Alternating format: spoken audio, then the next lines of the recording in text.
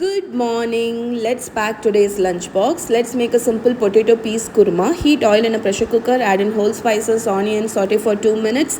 Add in potatoes and tomatoes. Saute for another 2 minutes. Add in salt, turmeric powder. Saute for 1 minute. Add in red chilli powder, garam masala powder. Mix well. Add in ginger garlic paste, which I forgot to add in the beginning.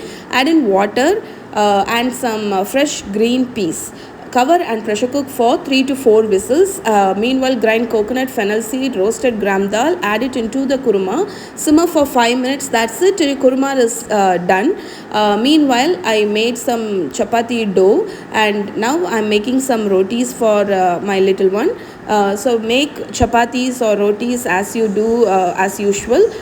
So here I'm cooking some rotis, applying some ghee, and I like to roll it and put it in the lunch box. For snacks box, it is moong dal. This is what I packed in my kids lunch box today. Hope you like this video. See you tomorrow. Bye bye.